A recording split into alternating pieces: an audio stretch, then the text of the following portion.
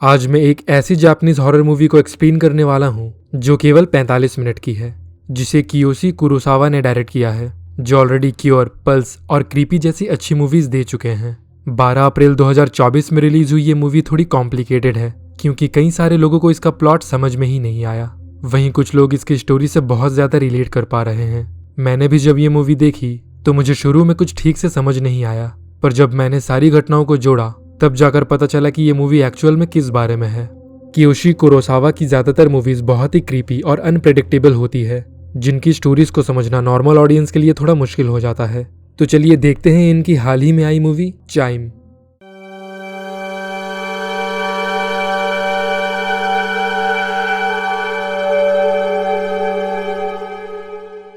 Movie की शुरुआत होती है एक कुकिंग स्कूल टीचर ताकुजी से, जो आमतौर पर बहुत ही शांत किस्म का आदमी है। उसकी क्लास में एक नया लड़का ज्वाइन करता है जिसका नाम ताशिरो होता है। ताशिरो का क्लास में ज्यादा फोकस नहीं होता और वो ज्यादातर अपने मन की ही करता रहता है।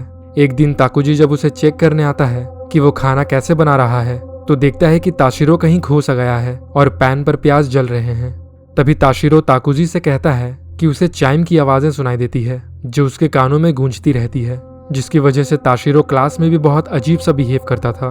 ताकुजी उसकी बात पर ज्यादा ध्यान नहीं देता और दूसरे स्टूडेंट्स को देखने चला जाता है। तो ताशिरो पीछे से चिल्लाते हुए कहता है कि वो यहाँ कुकिंग सीखने नहीं आया है, उसे बस एक डिस्ट्रैक्शन चाहिए था जिससे कि उसे ये आवाजें आना बंद हो जाए। क्लास खत्म होने के बाद ताकुजी जब अपने घर जा रहा होता है तो वहीं की दूसरी टीचर्स उसे बताती है कि उसकी क्लास का एक स्टूडेंट उसके घर का एड्रेस पूछ रहा था, बट उन्होंने उसे बताया नहीं। जिस पर ताकुजी एक नॉर्मल सा रिएक्शन देता है और एक रेस्टोरेंट में आ जाता है जहां वो फ्रेंच कुजीन को ध्यान में रखकर एक हेड शेफ की तलाश कर रहे होते हैं।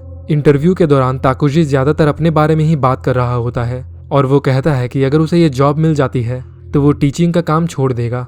अगले दिन ताकुजी सभी को ब्रेड पर टेक्सचर कैसे देते हैं ये बताने लगता है। तभी ताशिरो ब्रेड पर जोर जोर से चाकू मारने लगता है। ताकुजी जब उसे ऐसा करने से मना करता है तो ताशिरो बड़ी ही क्रीपी स्माइल करते हुए उसकी ओर देखने लगता है और कहता है कि उसके आधे ब्रेन के रिप्लेसमेंट में एक मशीन लगी हुई है। उसके गले पर सर्जरी का निशान भी था जो अब गायब हो गया है और ये मशीन ही उसे चाइम की आवाज सुनने पर मजबूर करती है। अब ताकुजी उसकी बात पर ज्यादा ध्यान नहीं देता और जाने लगता है।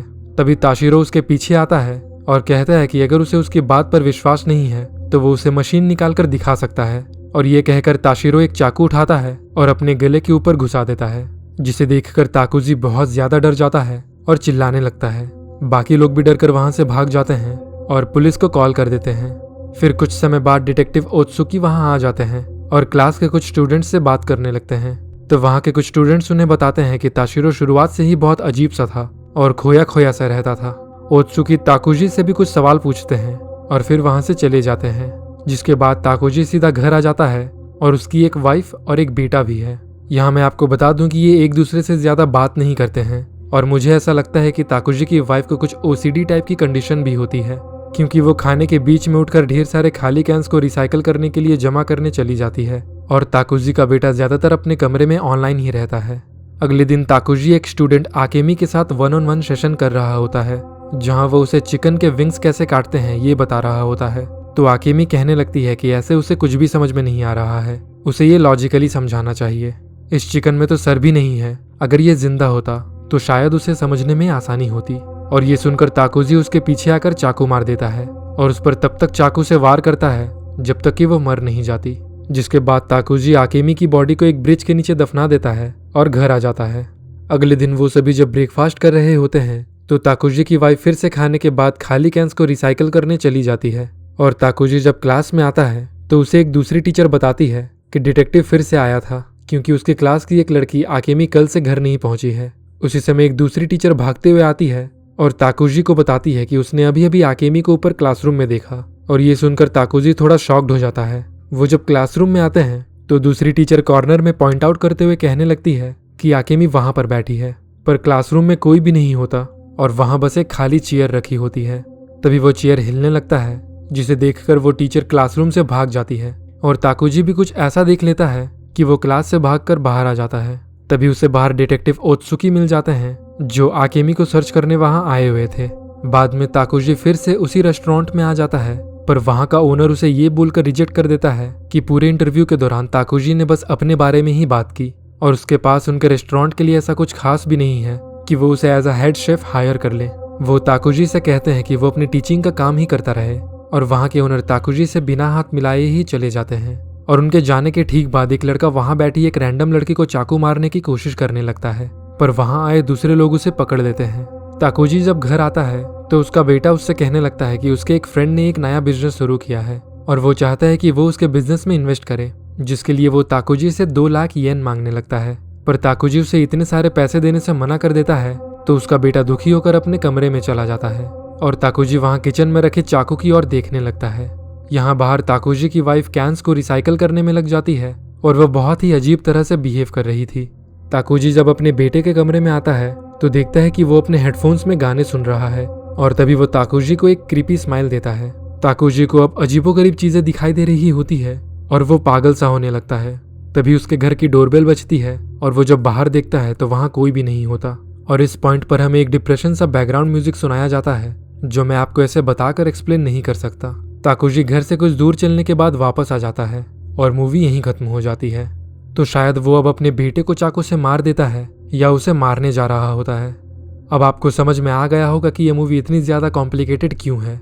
अब इस मूवी का कोई क्लियर एक्सप्लेनेशन तो नहीं है क्योंकि इसके बहुत सारे डिफरेंट एंगल्स हो सकते हैं। ये हमारे पर्सनल पॉइंट ऑफ व्यू पर निर्भर करता है कि हमने इस मूवी को देखने के बाद क्या समझा। तो मुझे पर्सनली ऐसा लगता है कि इसमें ताकुजी के मैडनेस को दिखाया गया है, जहां वो अपने स्टूडेंट के सुसाइड करने के बाद एक सीरियल किलर बन जाता है। ताकुजी ऑलरेडी एक मिड लाइफ क्राइसिस में होता है, जहां उसे अपनी टीचिंग का काम बिल्कुल पसंद नहीं होता और वो बार बार एक रेस्टोरेंट में जॉब के लिए अप्लाई करता रहता है। साथ ही उसकी इतनी वियर्ड फैमिली होती है जिसमें वो ठीक से एक दूसरे से बात तक नहीं करते। मूवी में बहुत सारी चीज़ों को जस्टिफाई नहीं किया गया है, जैसे ताकुजी का आकेमी को मारना और उसके बाद क्लासरूम में उसे किसी का भूत दिखाई देना और रेस्टोरेंट में उस आदमी का अचानक से किसी लड़की पर हमला कर देना। ऐसा हो सकता है कि ये सारी चीज़ें ताकुजी के फ्रस्ट्रेशन को दर्शाती हो, जहां वो अपनी मेंटल स्टेट से पूरी तरह से डिस्टर्ब होकर एक सीरियल किलर की तरह बिहेव करना शुरू कर देता है। आमतौर पर एक सीरियल किलर को भी पता नहीं होता कि वो किस हद तक जा सकता है और वो जो कर रहा है वो सही है भी या नहीं, क्योंकि अकेलेपन में और कुछ ना कर पाने के गुस्से में उनकी समझने की क्षमता खत्म हो जाती है, जिससे में उनके लिए बस अपने ईगो को सेटिस्फाई करना सबसे ज्यादा जरूरी हो जाता है और उस समय वो ऐसी चीजों को अंजाम देने के बारे में सोचने लगते हैं जिनके बारे में आप इमेजिन तक नहीं कर सकते। खैर, आपको ये वीडियो कैसी लगी और आपका क्या ओपिनियन है इस मूवी के बारे में, मुझे कमेंट्स में जरूर बताएं। तब तक के लिए आशा करता हूँ कि आपको ये वीडियो पसंद आई होगी। ऐसे ही और भी वीडियोस देखने के लिए सब्सक्राइब कीजिए हॉरर फोबिया को।